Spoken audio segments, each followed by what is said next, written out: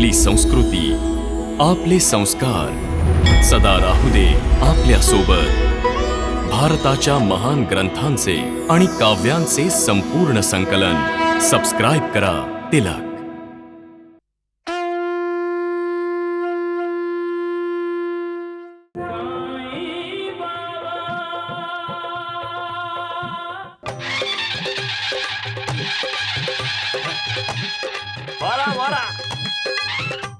मारा मारा त्याला. मार मार मार. उचल उचल त्याला. फेक फेक फेक त्याला. उचल. अरे वा वा वा वा. सांभाळून घे गिरकी. मार. हा परत मार मार त्याला. हा बरोबर आहे. फेक फेक त्याला. बरोबर कसं खेळतोय. आमच्या गावचा पट्टा येतो. मार मार मस्त मार मार कुस्ती पाहायला खूप मजा येते ना सगुण. बाबा तुम्ही प्रणाम बाबा. प्रणाम बाबा. साई बाबा आले. साई बाबांचा ते पहा ते पहा, आता तो त्याला उचलून फेकेल. अरे वा खूपच छान. वा. तुला माहित आहे साईनाथ पण आधी कुस्ती खेळायचे. खरंच बाबा. तात्या, आपलं शरीर एक मंदिर आहे. शरीर सुदृढ असलं पाहिजे आणि त्यासाठी व्यायाम करायला पाहिजे. जेव्हा शरीर सुदृढ असतं तेव्हा मनही सुदृढ होतं. आपल्या शरीरामध्ये परमात्म्याचा अंश म्हणजेच आत्मा राहतो.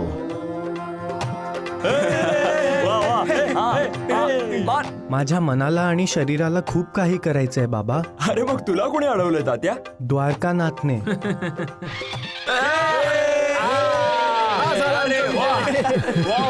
मजा आली.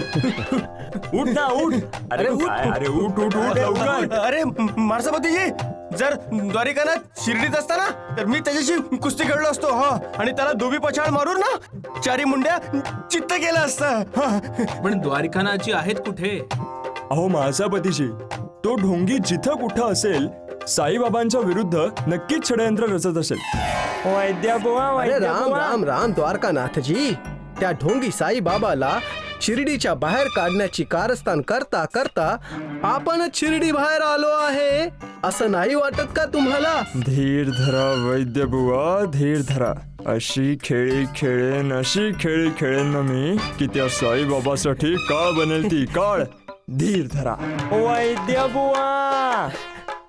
अरे काय आहे वैद्यबुवा वैद्यबुवा. मी इथे त्रासलो आहे आणि हा आपला वैद्यबुवा वैद्यबुवा करतोय. मला आठवण येत आहे. आठवण येते? अरे कुणाची आठवण येते?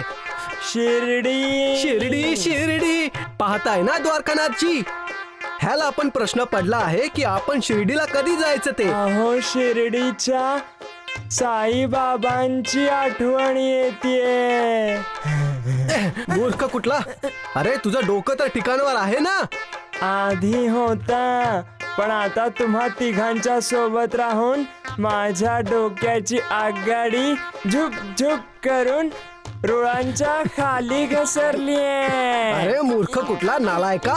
तुझ्या आगगाडीला पुन्हा रुळावर आणणं मला चांगलंच व्यवस्थित येतं, झुक झुक करून. समजलंस का? अहो वैद्यबुवा, तुम्ही त्रास कशासाठी घेताय? आपण शिर्डीला जाऊ आणि साईबाबांचं दर्शन घेऊ, मग सगळं काही ठीक होऊन हो हो जाईल. का नाही म्हणे सगळं ठीक होईल. साईबाबा.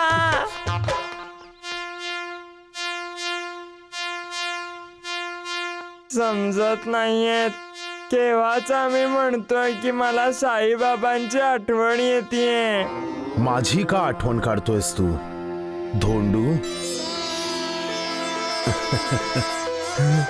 साईबाबा, साईबाबा तुम्ही?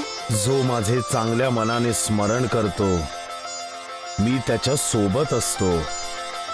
अरे धोंडू. हो द्वारकानाथ. अरे रे रे रे धोंडू. चला मूर्ख कुठला. अरे पुन्हा त्या साईची आठवण आली की काय तुला? नाही, साईबाबा स्वतः चालेत. अरे गाढवा, तू वेडा तर नाही झालास ना? हा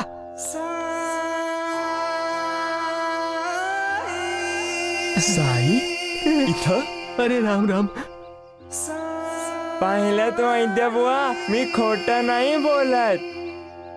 द्वारकानाथजी, हा ढोंगी साई इथे का आला असेल? अरे द्वारकानाथजी, चला ना, आपण जाऊन थेट विचारूया ना त्यालाच, इथे का आला तो ते. चला.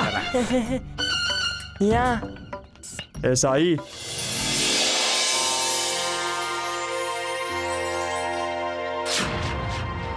राम राम. भगवंताचा तिरस्कार करू नये बेटे. अरे कुठला भगवंत, कुणाचा भगवंत आहे तो? साई, तो तर ढोंगी आहे, पाखंडी आहे. हं? माणसाने स्वतःला आरशात पाहिलं पाहिजे, स्वतःला पारखलं पाहिजे. तेव्हा त्याला समजेल की ढोंगी कोण आहे आणि पाखंडी कोण आहे. अरे जा जा, हा उपदेश दुसरा कोणाला तरी दे. चल. हे भगवंता, ह्यांना माफ कर. अजाण बालक आहेत हे, ह्यांना मार्ग दाखव.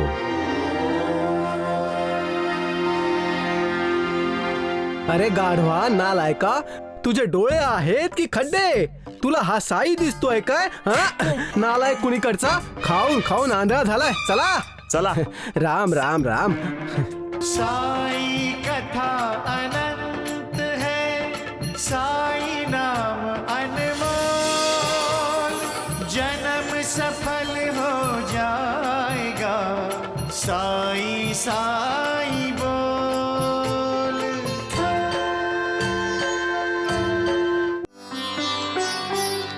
जेव्हा देवाचा आशीर्वाद आपल्या बरोबर असतो तेव्हा मृत्यू सुद्धा आपलं वाकडं नाही करू शकत, हे साईबाबांनी सांगितलंय. आणि हेच अक्कलकोटच्या स्वामी समर्थांनी पण सांगितलंय. साईबाबा म्हणतात की जर तुम्ही माझ्याकडे पाहिलं तर तुम्हाला समजेल की मी पण तुमच्याकडेच पाहतोय. अक्कलकोटचे स्वामी समर्थ म्हणायचे, तू भिवू नकोस, मी तुझ्या पाठीशी आहे. साईबाबांसारखंच श्री स्वामी समर्थांचं आपल्या भक्तांकडे लक्ष असे. एकदा काय झालं, श्री स्वामी समर्थांचा एक भक्त लक्ष्मण कोळी दूर देशी चालला होता व्यापारासाठी.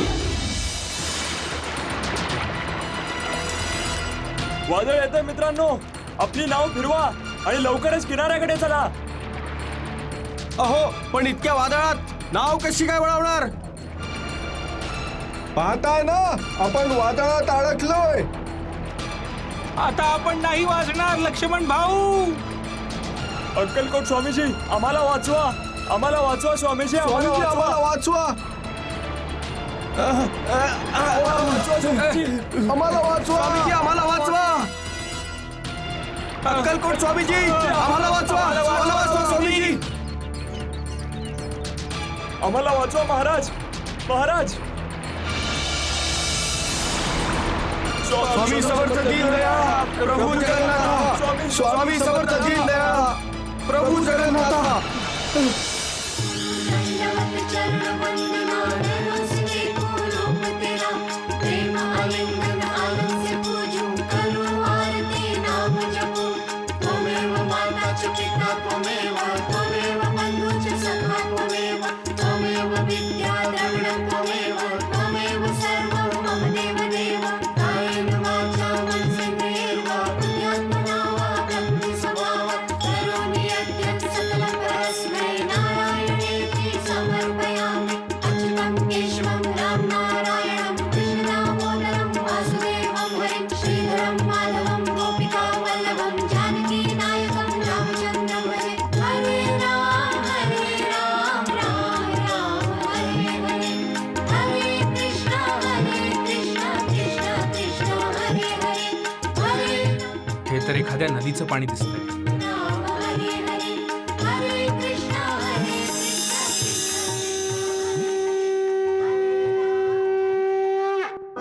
काही दिवसांनी लक्ष्मण कोळी अक्कलकोटला आला आणि त्याने श्री स्वामी समर्थांच्या चरणी दंडवत नमस्कार घातला.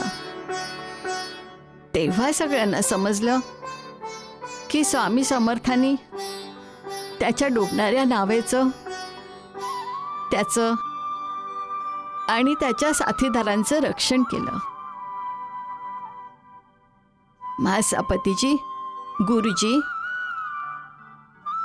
अक्कलकोट स्वामी, साईबाबा हे असे दिव्य अवतार आहेत की ज्यांची पंचमहाभूतांवर हुकमत चालते. क्षितिजल पावक पवन नभ पांचों पर अधिकार, नाथ पंच भूताधिपति साईमय संसार, साईमय संसार.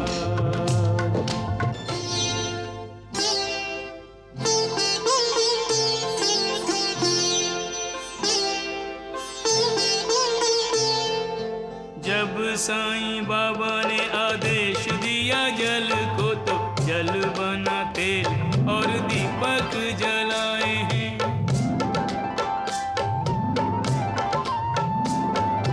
आज्ञा दी भभूति को तो बन संजीवनी, रोगियों के रोग शोक पल में मिटाए हैं.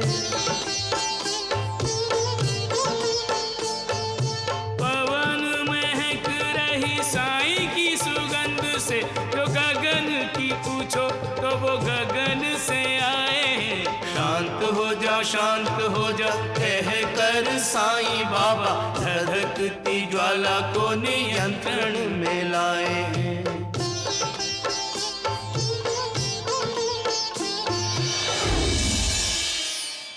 तुम्ही बरोबर बोलता राधाबाई.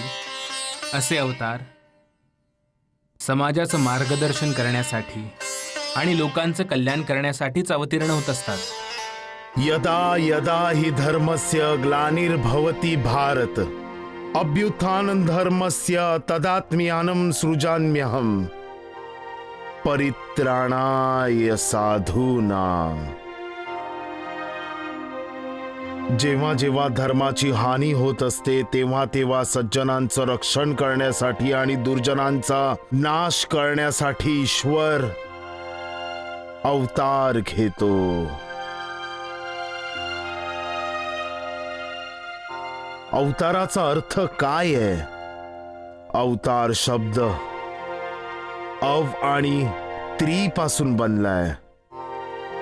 त्रीचा अर्थ आहे धारण करणे. आपल्या भक्तांसाठी, सज्जनांसाठी जो ईश्वर निर्गुण निराकार आहे, तो सगुण साकार होतो. म्हणजेच अवतार घेतो.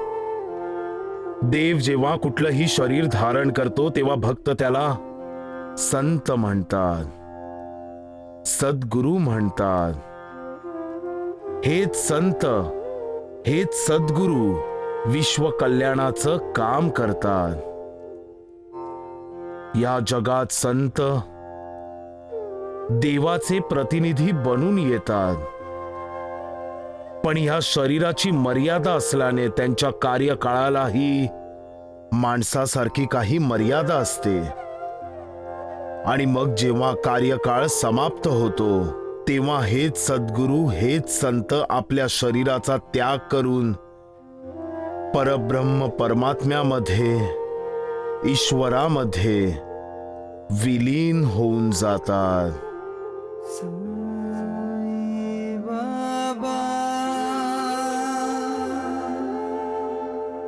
सबका मालिक एक.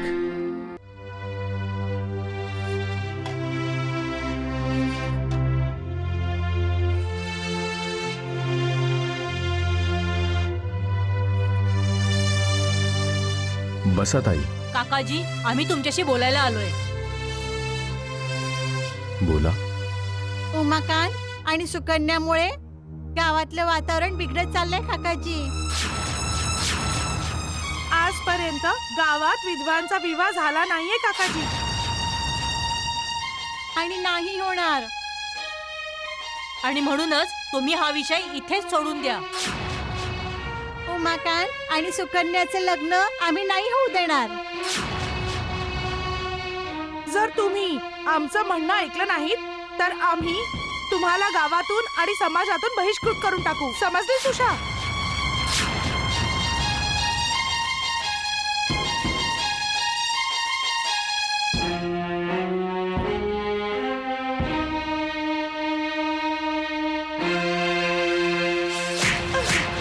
हे काय करतेय सुषा? मला तर ह्या कार्टीचे जिवंतपणीच अंतिम संस्कार करण्याचं मन होतंय. उषा, बोला बोला, अजून मोठ्या आवाजात बोला तुम्ही. शेजारणी आल्या होत्या तेव्हा तर तुमचा आवाज नव्हता वाढला, तेव्हा हा वाढलेला आवाज का नाही निघाला तुमचा? पण आता गप्प बसा, कारण तुम्हालाही माहितीये आणि मलाही ठाऊक आहे की आपण समाजाच्या आणि गावाच्या विरोधात नाही जाऊ शकत. जाऊ शकतो का सांगा? जर आपण ह्या गावातून बाहेर काढले जाऊ ना, तेव्हा हे नका समजू की दुसरं एखादं गाव तुमचं स्वागत करेल. या विधवेसोबत आपण जिथे कुठे जाऊ ना, तिथे लोक आपल्याला धक्के मारून हाकलून देतील. मुलगी मुलगी म्हणून तुम्ही हिला सहानुभूतीने वागवताय खरं, पण ही तर विषकन्या आहे जी तुमच्या आणि माझ्या आयुष्यात विष पसरवते. पांढऱ्या पायाची कुठली.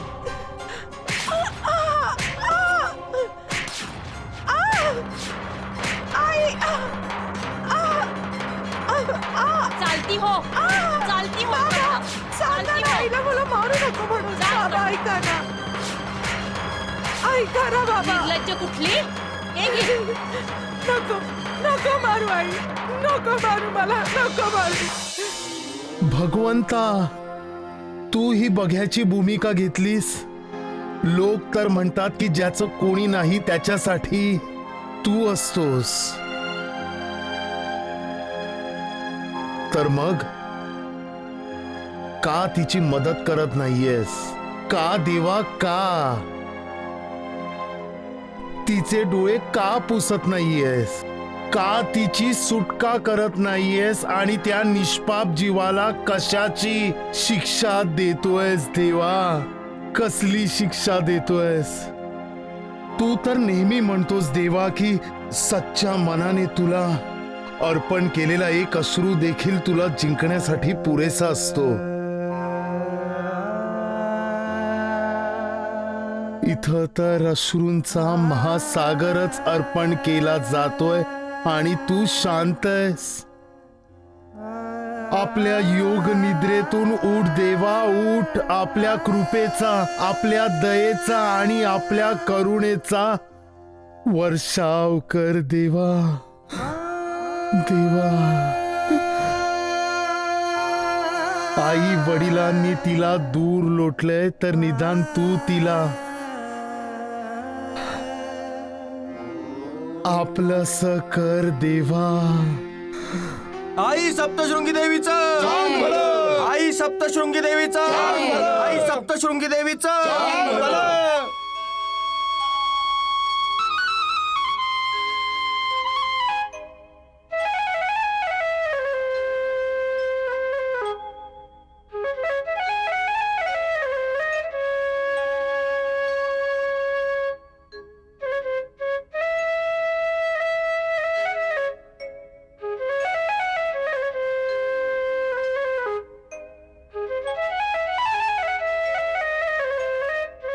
आई सप्तशृंगी, सुकन्यासोबत लग्न करून मी नवीन जीवनाची सुरुवात करणार आहे.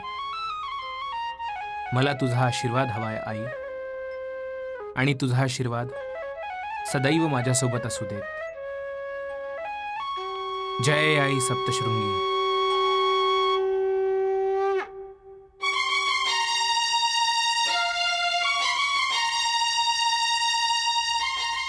आई सप्तशृंगी देवीचा आशीर्वाद याला मिळेल की नाही हे आपल्यापैकी कुणालाच माहिती नाही काकाजी.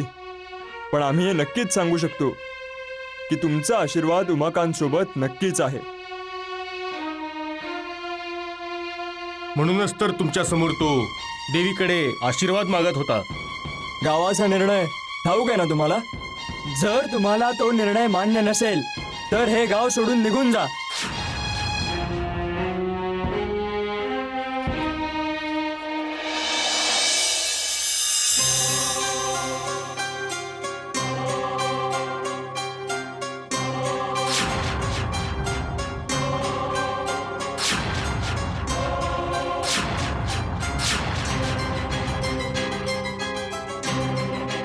का आलायस? तुला काय वाटलं की आई सप्तशृंगीकडे तू आशीर्वाद मागितलास तर तुझं लग्न सुकन्याशी होईल का? मग काय तुम्ही? मी कधीही तुला सुकन्याशी लग्न करायची परवानगी नव्हती दिली. मी कुठलाही शब्द नाही दिला की तुझं लग्न सुकन्याशी लावून देईल. तरीही सगळ्या गावकऱ्यांकडे सांगत फिरतोस की मी खोटं तर नाही सांगत ना काकाजी? खोटच आहे, खोटं. पण काकाजी, मी आणि सुकन्या एकमेकांवर प्रेम करतो. प्रेम? लग्न? अरे लग्न म्हणजे काय लहान मुलांचा खेळ आहे? आज तुझ्यामुळे मंदिरात गावकऱ्यांनी किती अपमान केला माझा. हे आपलं गाव आणि आपला समाज विधवेच्या विवाहाच्या विरुद्ध आहे.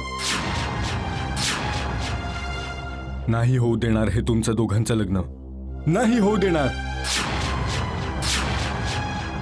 जा जा, चालता हो इथून. पण बाबा, ह्या सगळ्याचं मूळ कारण तू आहे सुकन्या. तूच उमाकांतला या लग्नासाठी प्रवृत्त केलंस.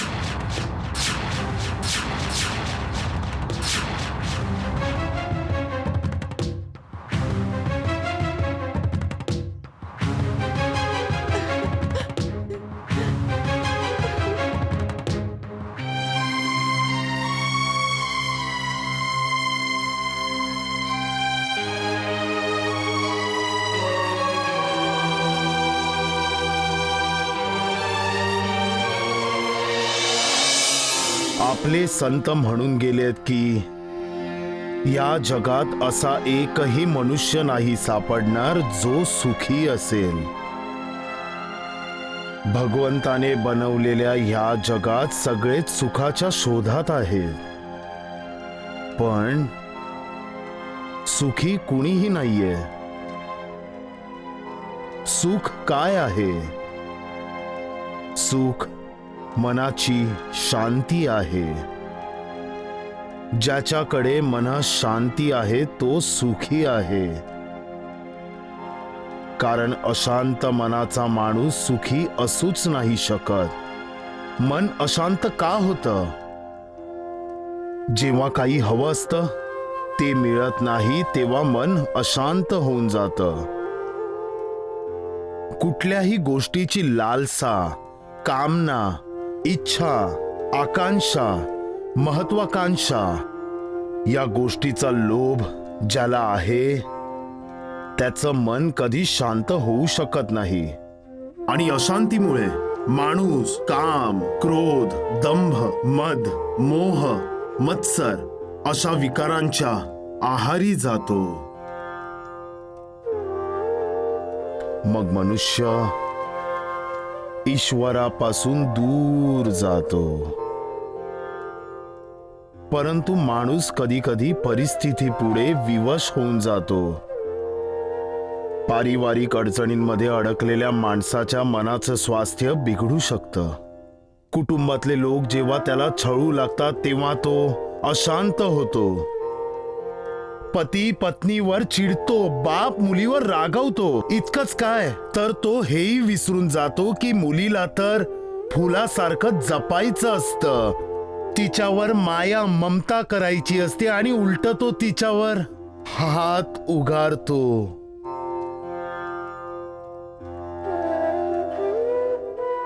ज्याला दुसऱ्यावर झालेला अन्याय पाहवत नाही तो स्वतःच आपल्या मुलीवर अन्याय करतो.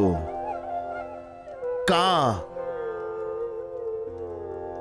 कारण त्याचं मन शांत नाहीये आणि त्याची मनशांती हरवलीये.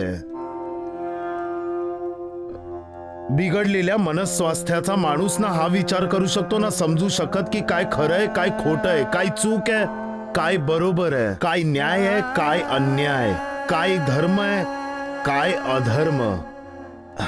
मनशांती मिळवण्यासाठी भगवंताशी कृतज्ञ राहणं गरजेचं आहे. नेहमी त्याची भक्ती केली पाहिजे. ज्या मनुष्याला मनशांती मिळाली म्हणजे त्याला देव सापडलाय. सबका मालिक एक.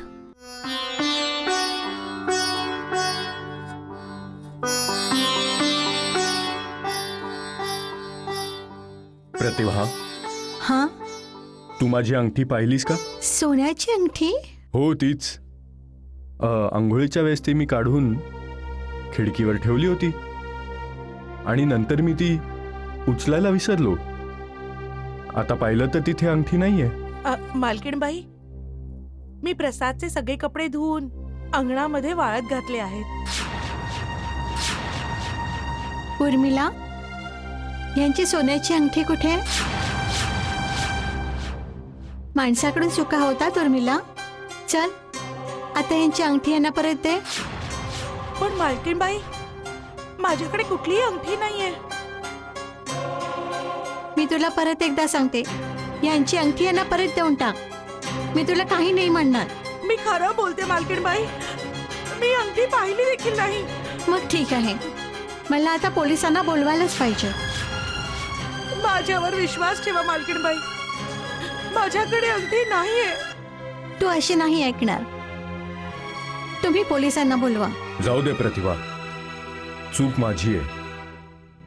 मीच अंगठी उचलायला विसरलो. पण आजपासून ही आपल्या घरात काम नाही करणार. हे तुम्ही काय म्हणताय साहेब? जेवढे दिवस हिने काम केले तेवढ्या दिवसाचे हिला पैसे देऊन टाक. नाही नाही साहेब, माझ्या प्रसादकडे लक्ष. त्याची काळजी तू नको करू. प्रसादकडे लक्ष देण्यासाठी त्याचे आई वडील आहेत. हे आणि निघ इथून.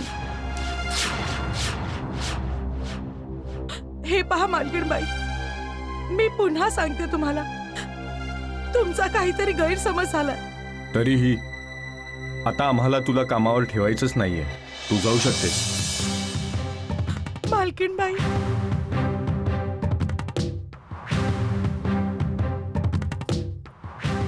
थांब. प्रसादकडे कुठे निघालीस? हे घे आणि निघ. आणि परत तुझे थोबाड मला दाखवू नकोस. चालती हो इथून.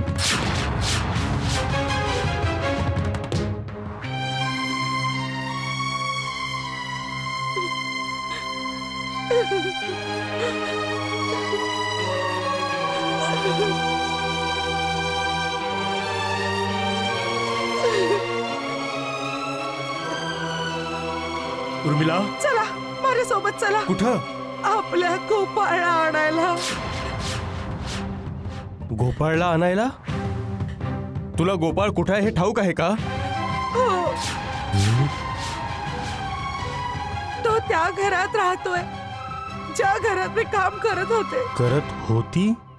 त्यांनी माझ्यावर चोरीचा आळ लावून मला कामावर काढून टाकलं. पण मी कसली चोरी नाही केलीये. उर्मिला, जर तुला ठाऊक होतं की आपला गोपाळ त्या घरात आहे तर मग तू माझ्याशी खोटं का बोललीस? का लपवलंस हे? गोपाळसाठी मला त्याला सुखात बघायचं होतं. त्या घरात गोपाळचं पालन पोषण खूप चांगल्या पद्धतीने होईल. खूप श्रीमंत आहेत ते लोक. मग आता तुझं मन का बदललंय? चोरीच्या आरोपामुळे? उर्मिला, जर तुला ठाऊक आहे की त्या घरात आपल्या गोपाळचं पालन पोषण चांगल्या पद्धतीने होईल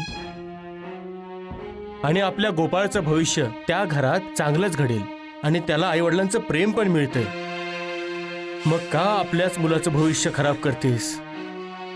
उर्मिला, देवकीचा कृष्ण देखील यशोदेच्या घरीच वाढला ना?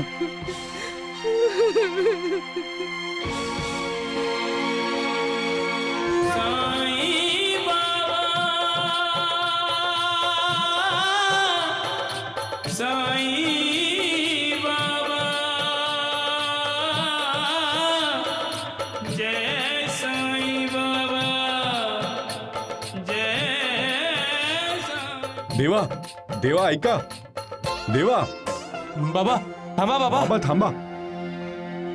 काय झालं श्यामा? का माझ्या मागे लागलायस? मी तुमच्या मागे लागलोय. भांडण करणारेस का? जर भांडणच करायचं असेल तर उद्या परवा करू. आज मी जरा वैतागलोय. दामू अण्णांच्या बाबतीत त्रास होतोय तुम्हाला का? दामू शेठमुळे बाबा का त्रासलेले असतील? कारण दामू शेठला त्याच्या भावांनी घराबाहेर काढलंय.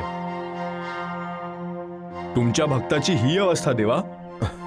का लहान मुलांसारखा वागतोय श्यामा? तुम्ही तर जाणून बुजून अजाण बनताय देवा. हा माणसाला आपल्या वाईट कर्माची फळं भोगावी लागतात श्यामा. त्याला कुणीही काही नाही करू शकत. जर तू विष प्यायलास तर मरशीलच ना, पण जर तू अमृतमयी दूध पिशील तर सुदृढ होशील. सबका मालिक एक. बाबा देवा देवा. पण गुरुजी काय झालंय? लक्ष्मीची आई, मी अहमदनगरला गेलो होतो. म्हटलं की दामू शेठला भेटून जावं. जेव्हा त्याच्या घरी गेलो तेव्हा, अरे दामू शेठ, दामू अण्णा, दामू अण्णा कुठे आहात? गुरुजी तुम्ही? अहमदनगरला आलो होतो. म्हटलं भेटून जावं. आहेत कुठे दामू शेठ? गुरुजी, इथं कुणीही दामू शेठ राहत नाही. म्हणजे काय?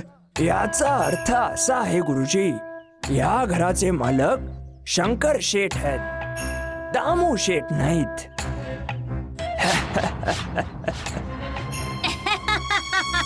सरळ सरळ का नाही सांगत धर्मानंद? की ह्या शंकर आणि दिनकरने दामू आणि त्याच्या बायकोला त्याच्या मुलासकट बाहेर काढलं. फसवलंय ह्या दोघा भावांनी आपल्या मोठ्या भावाला. दिनकर बाहेर काढीला. ए वेडे, चल निघ. हे तिघे फारच बेरकी आहेत. तुम्हाला पण हाकलून लावतील, एकदम कामातून घालवतील तुम्हाला. चल.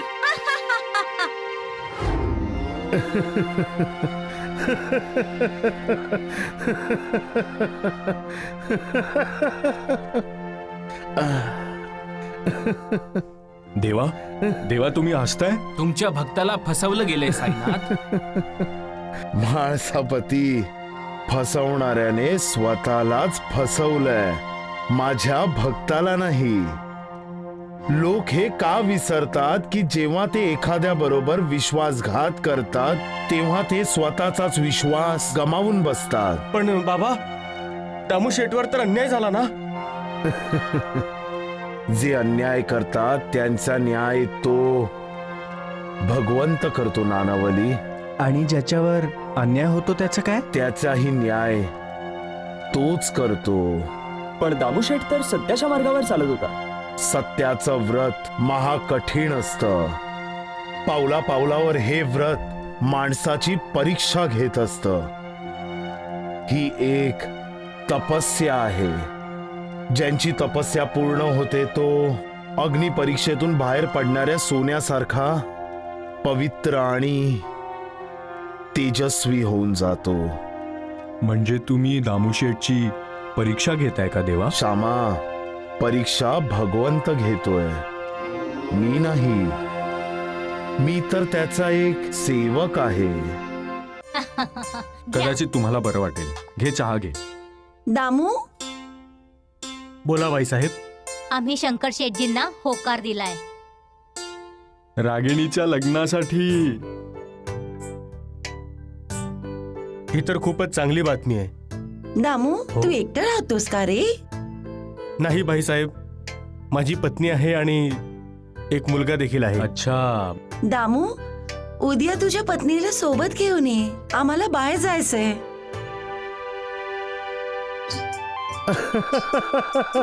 आता खरी मजा येईल. आता सर्वांचं पितळ उघडं पडेल. तुझ्यासारखा दुसरा कोणीही नाही देवा. खेळात रंग कसे भरावेत हे तुझ्याकडूनच शिकावं. बाबा आज खुश दिसतायत ना? जेव्हा बाबांचा एखादा भक्त आनंदी असतो ना किंवा होणार असेल तेव्हा बाबा खूप खुश असतात नूर. आता सर्वांना कळेल की देव प्रत्येकाबरोबर न्यायानेच वागतो. आता सगळ्यांना हे जाणवेल की माणूस जसं करतो तसंच त्याला भरावंही लागतं. वाह देवा वाह. आता माणसाला कळेल की वेळ दरवेळी त्याच्या सोबत नसते आणि वेळ जेव्हा तिची कूस बदलते तेव्हा इकडची दुनिया तिकडे होते जी आता होणार आहे. राधाबाई, कुणाची दुनिया इकडची तिकडे होणार आहे? साईची लीला तर साईलाच ठाऊक. खरं काही केल्या लपत नाही. आज हे खरं सर्वांच्या समोर येईल.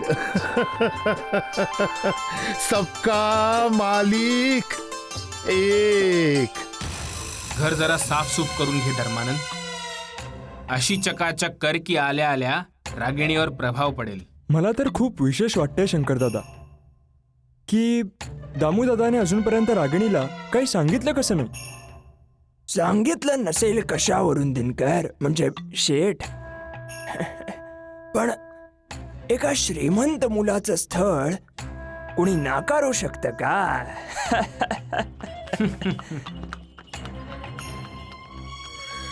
धर्मानंद, बहुतेक ते लोक आलेले.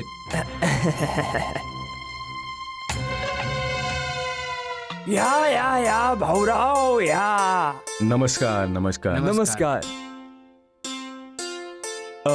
रस्त्यात काही त्रास तर नाही ना झाला?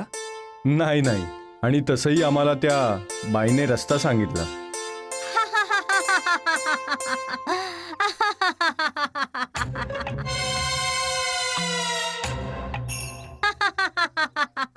या गादीवर बसायचा तुला काहीच अधिकार नाहीये. उठ तू. या सगळ्याचा खरा वारस आलाय. चल चल चल बा. कोण जाणे ह्या वेड्या बाईला असं सुट्ट का सोडलंय ते? या भाऊरावजी, माझ्या घरी तुमचं स्वागत आहे. तुम्ही दोघं टांगातून खाली तर उतरा. तुमचे कोणी आणखी नातेवाईक आलेत का भाऊराव? बरोबर, काही लोक आहेत आणि ते आमचे नातेवाईक.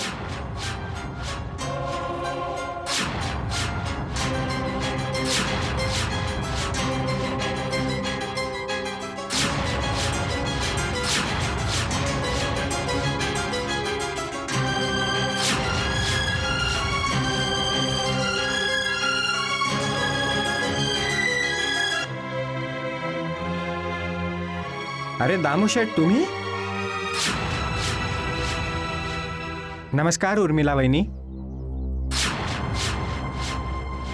किती दिवसानंतर तुम्हाला पाहिलं. तुमच्याशिवाय तर इथे जणू जगणं थांबल्यासारखं वाटत होतं. 3 वर्षापूर्वी तुम्ही गावात इस्पितळ बांधण्यासाठी 2 लाख रुपये दिले होते. दामूशेठ, सगळे पैसे संपले, पण इस्पितळ अजून पूर्ण नाही झालंय. आणखीन 1 लाख रुपये दिलेत तर सगळ्या गावकऱ्यांचे आणि जवळपासच्या लोकांचे आशीर्वाद तुम्हाला मिळतील.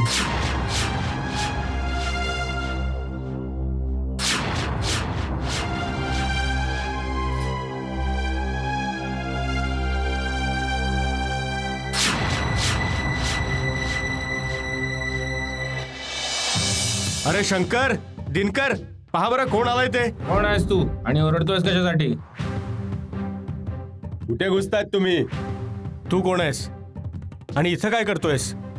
हे माझं घर आहे. नाही नाही, हे तुमचं घर नाहीये, कारण हे ज्यांचं घर आहे ते आमचे मालक आहेत.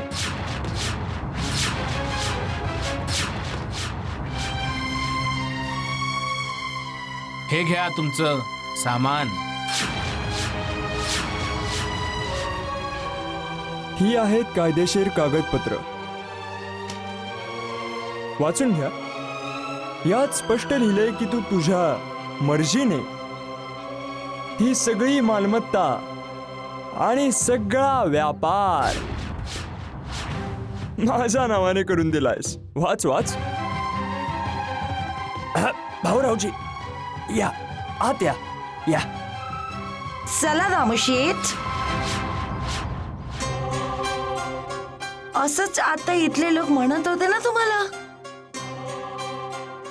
पण भाऊरावजी, नोकरांना इथंच थांबू द्या ना. तेच तर मीही म्हणते धर्मानंद, तू इथेच थांब. आत येण्याची काहीही गरज नाहीये.